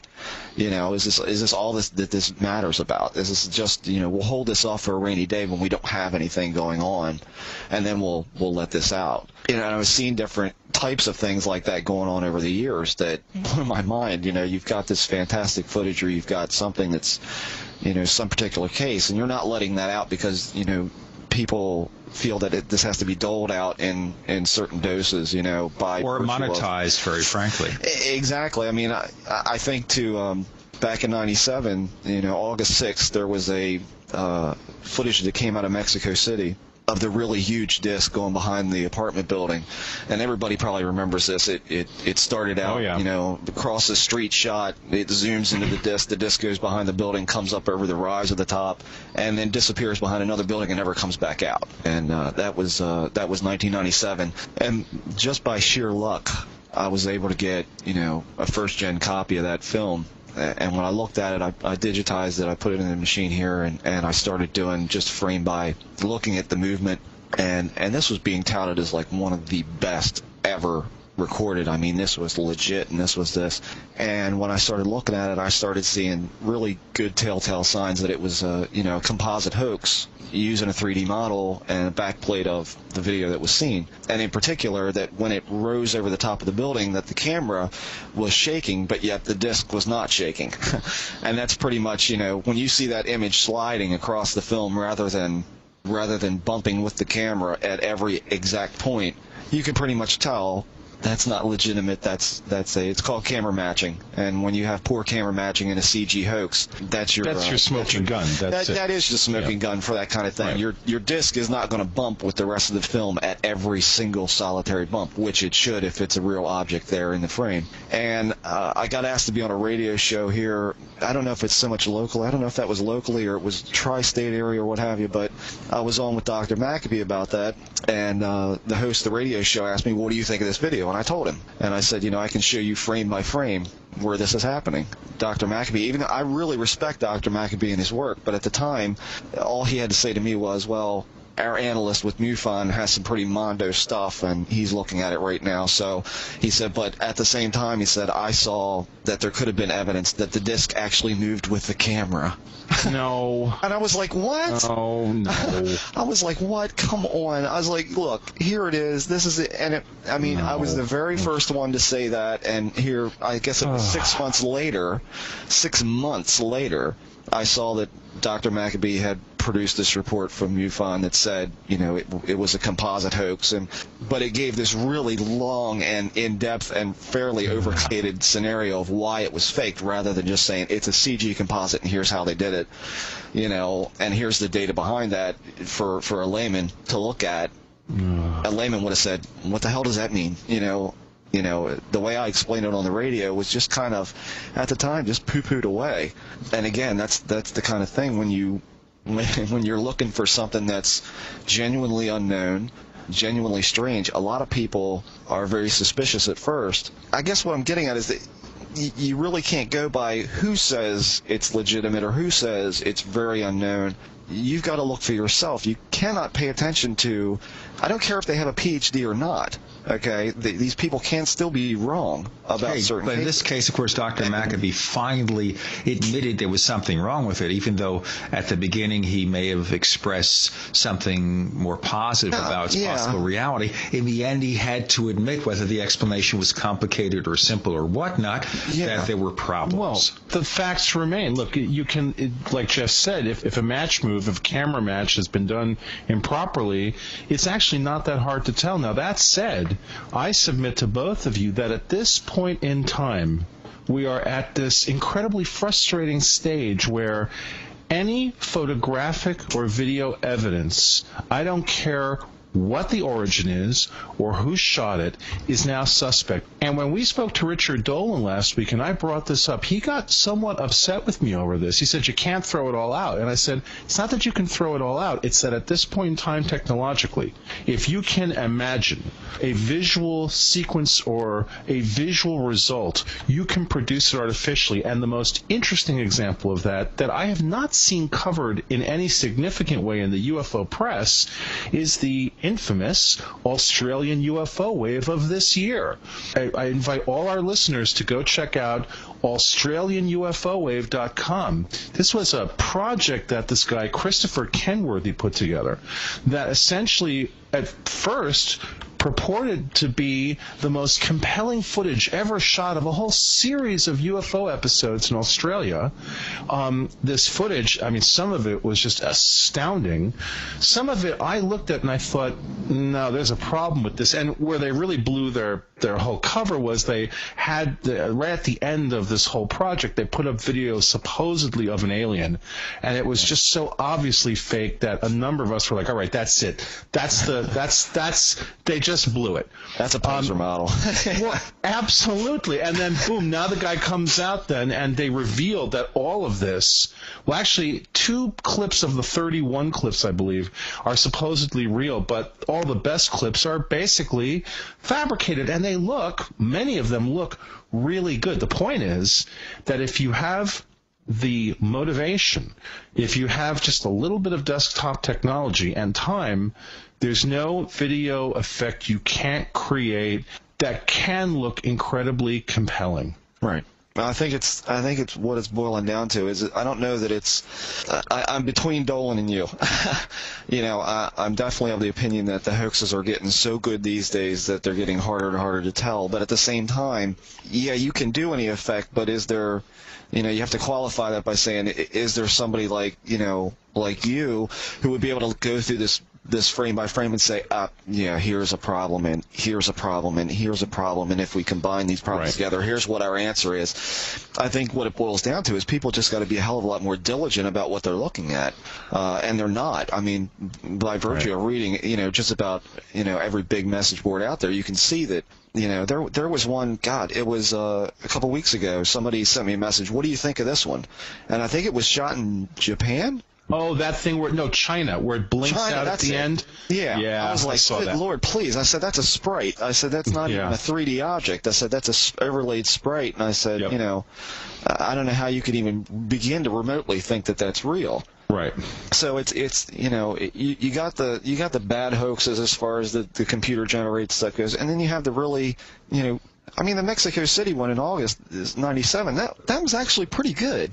The only thing that you saw when you were watching it, and it was pretty obvious, was the camera matching was really poor, but the haze was pretty good. It was good. Yeah, the atmospherics was pretty good. The model was good. The atmospherics were good. Yeah. No, the camera match was off. That was the part that they screwed up. That was the killer, and the other part of the killer was the masking of the main building that you saw. There were portions where the disc actually overlapped that building because they didn't have their actual their masking material set up correctly to move with the camera as well. So you get little overlaps. Those kind of things the average person isn't going to see. You're in the Paracast with Gene Steinberg and David Biedney. You never know what's going to happen next. Hey, let me tell our listeners you're in the Paracast with Gene Steinberg and David Biedney, and we're talking to Jeff Ritzmann, UFO investigator extraordinaire. And if you have any... Okay, see, I just cause people to flip out as I give them the introductions. And if you want to write to us, send your messages to news@theparacast.com, news@theparacast.com, or check out our message boards at theparacast.com. Don't be afraid to ask the tough questions. Okay, we're looking at stuff here that's obviously hoaxed. Jeff, what do you regard as genuine? What's the stuff that really turns you on in terms of UFO evidence? I'll tell you the case that really sparked me up was the Ed Walters Gulf Breeze stuff. Back in the day really sparked my interest a lot, and little by little as I started going through that and seeing, and I have to put this out there that I at the time had no experience with the Polaroid peel apart type photography at all, so I didn't know what they were exactly capable of doing. But there's if you go on the net and Google, Ed Walters UFO or Gulf Breeze UFO, you'll see these photographs where you have a clearly structured object with it looks like a top, has a little bean on top, and there are some great shots of the underneath of it, and all these swirling plasma in it and all this kind of stuff. And I was just fascinated by that at the time. But you do realize, through investigative people that have done their homework on this, that Ed Walters was into doing quote-unquote ghost photographs, that he knew how to deactivate the film spit out of a Polaroid to do a double exposure with that, which immediately throws it into suspect right then and there. That's questionable. He did this for kids' parties in his neighborhood. They would have the camera. And then down the line, they also found a model in his house which resembled the UFO craft. However, the blueprints, essentially, he's a house builder. He was a contractor. And the blueprint paper that the model was made from, the dates on, as I understood it, the dates from the blueprints were after he would have shot the craft as a model. So there was always talk that, well, somebody probably planted that there to discredit him. Right. I think even he implied that. I interviewed him back in those years. But you put there was even stuff where he had a UFO, one of these craft, going actually behind a tree. And you get, okay, well, that negates a double exposure. Well, it doesn't. When it comes to a Polaroid has this really interesting feature with its emulsion that it can actually, overprint a shot. And people found that out, and that was pretty well documented. All right, well, Ed Walters, let's put in the waste spin here. What turns you on? What's really good? I have to look at Gulf Breeze because I wrote a paper on Gulf Breeze years ago where I actually looked past Ed Walters. I said, okay, maybe, but let me look over here. And when you start going back over the Gulf Breeze history, there's a lot of UFO history in that area. Long before Ed Walters ever came on the scene, there was military sightings of strange stuff that the military actually photographed on the runway. And the photographs, when they were developed, showed absolutely nothing. And when I remember writing that when one officer was asked how come they didn't show up in the photographs, he said, that's a good question.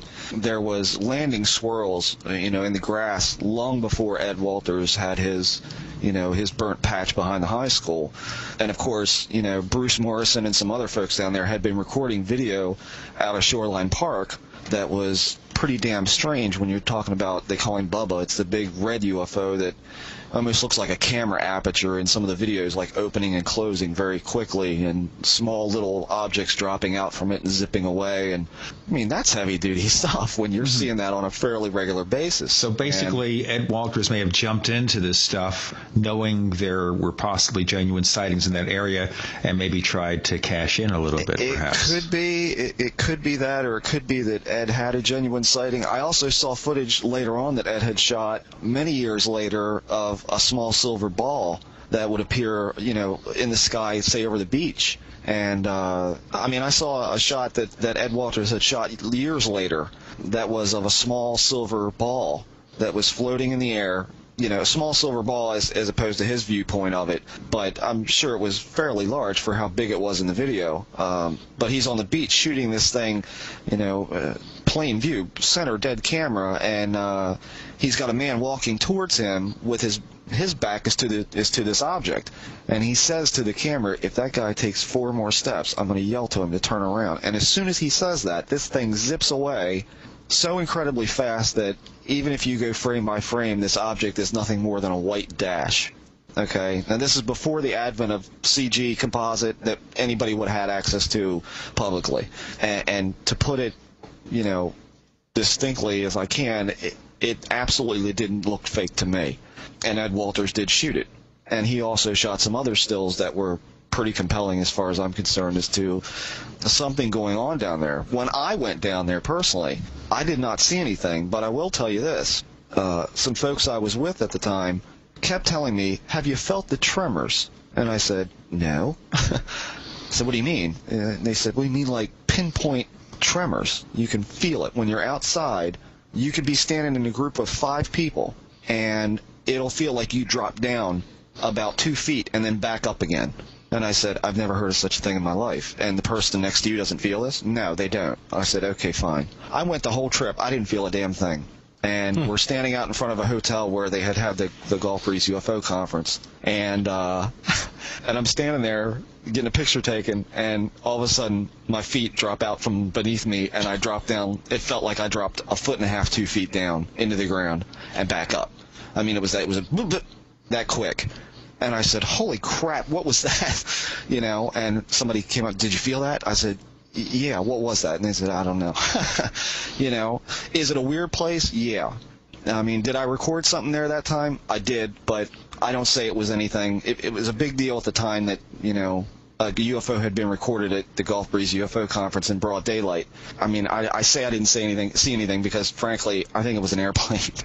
But at the time, the conference made a humongous deal of it that I had shot this footage, and personally, I didn't see anything to it. I thought it was interesting at the start, but the more I reviewed it in the camera, I was like, it looks like it could be an airplane turning away, that kind of thing. But Gulf Breeze is a strange place, and there are some odd things there, and I can't actually dismiss the fact that I stayed in a room near the water, and it was overcast the entire weekend I was there. And I woke up with a sunburn on half my face. Something didn't like you. You know, and I didn't notice it until it started peeling. And I said, you know, okay, that's a little weird. I mean, it wasn't anything as hardcore as Richard Dreyfuss in Close Encounters or anything, but it was enough to make my skin peel.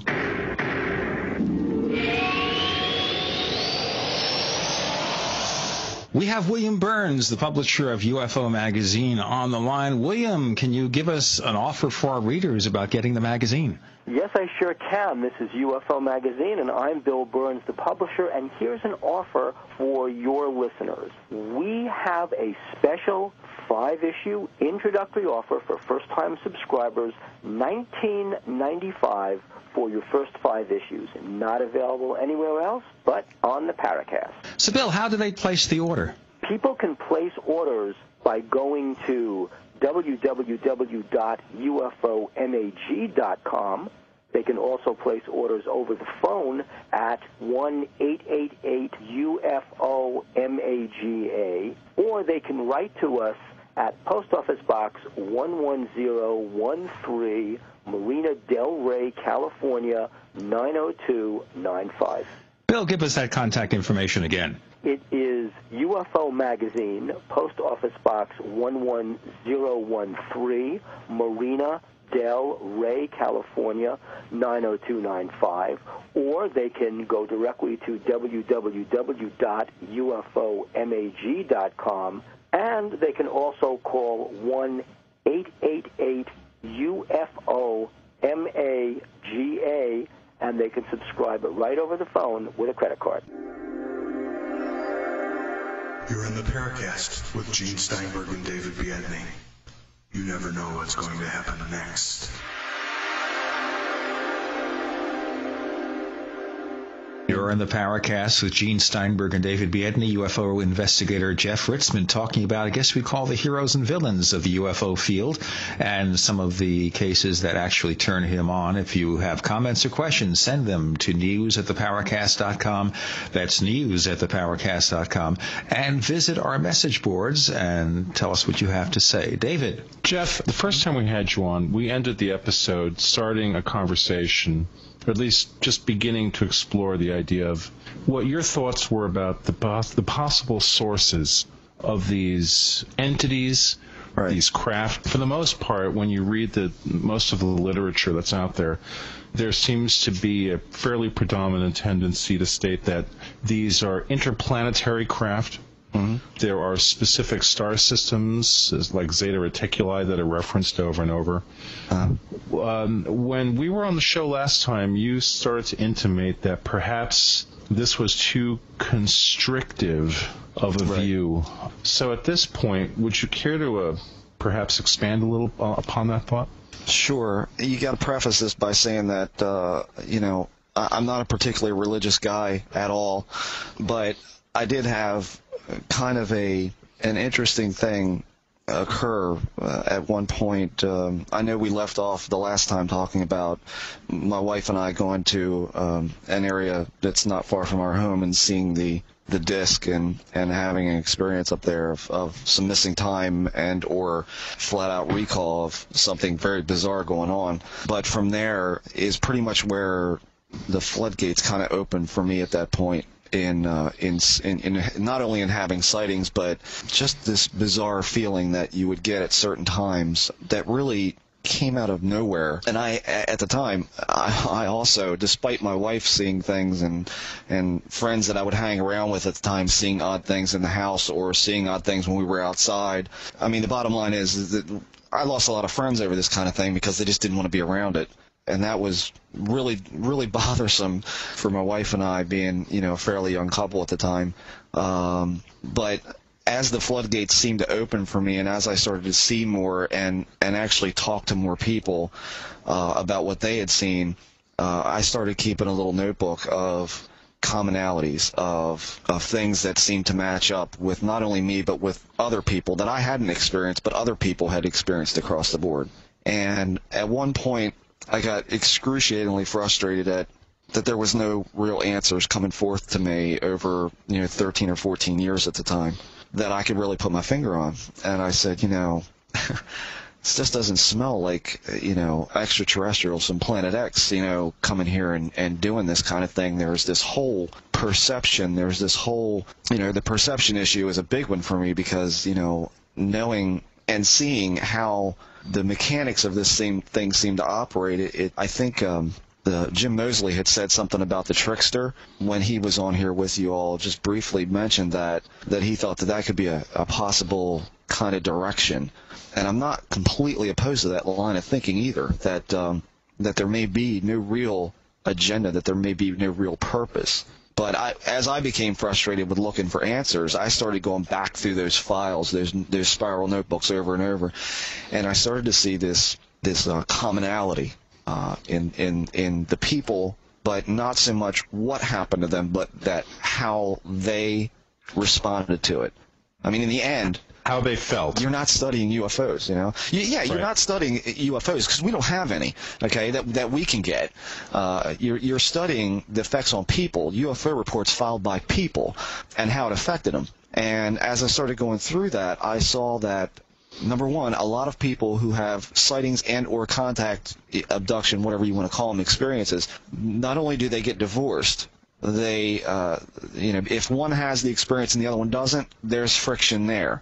Because the one that does have the experience is going to have a burning desire to figure out why, almost to the point of obsession, that their mate is not going to understand nor want to be involved with. That often results in a divorce type of scenario because, you either have marital problems from lack of time being devoted to the marriage versus their search for, aliens.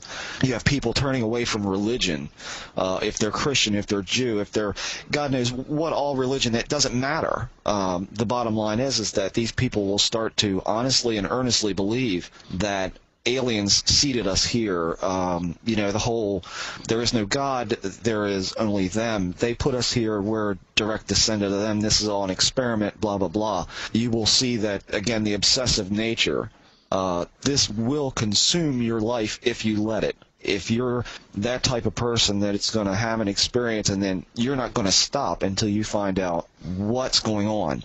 And I became one of those people. I mean, I was literally 100% engrossed and obsessed in this subject. And when I actually got control of my head and stepped back, these were the commonalities that I saw in people. I also saw cultural similarities in that the people who have the abduction experience fit into a particular pattern. Now, I can't guarantee this 100%, but it was a definite big chunk of people that I spoke with. Germanic and or Celtic/Irish descent somewhere.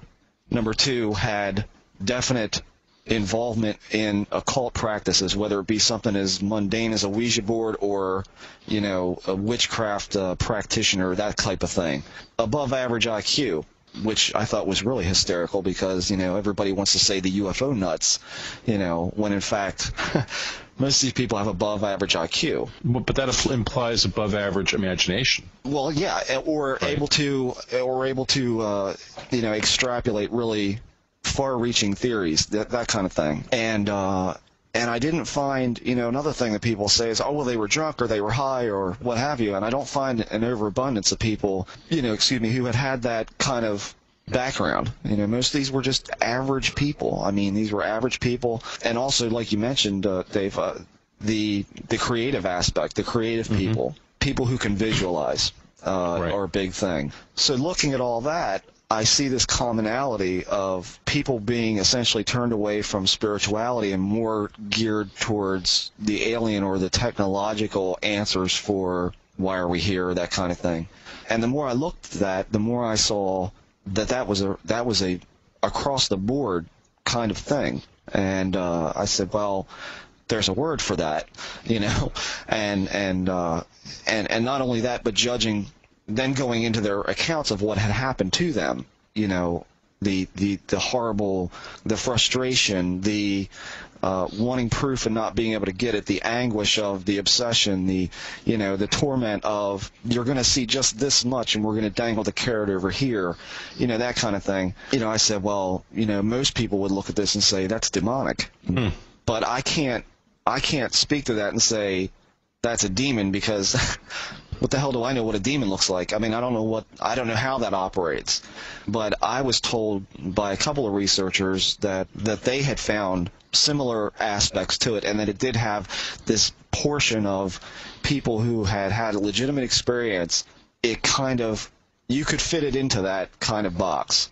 And I said, wow, you know, does nobody want to talk about that? Or one researcher told me that is the equivalent of UFO career suicide, to say that it is a demonic type of nature. Basically, the aliens have to be friendly.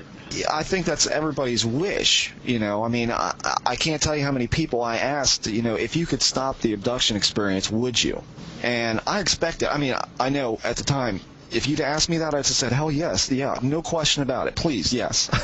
You know, but the majority of people I asked said, well, not if there's something to learn. I'm like, well, what have you learned so far? Well, nothing. Well, then what's the problem?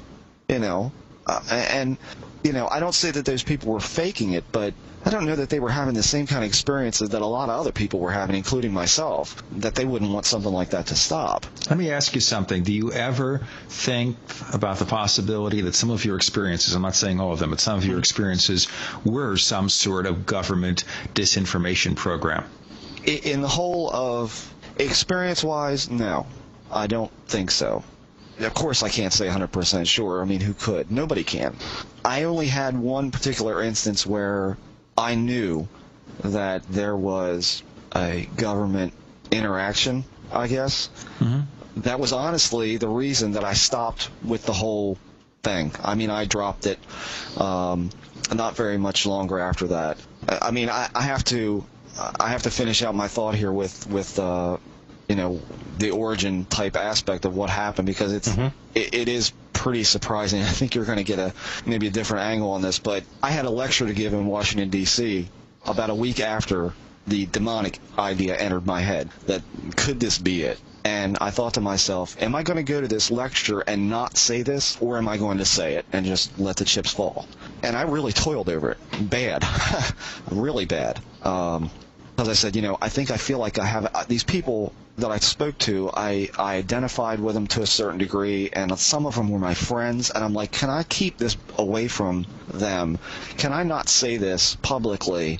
And at the time, people used to tell me online, people used to tell me in person, you're the most credible guy, because when you don't know something, you just say you don't know.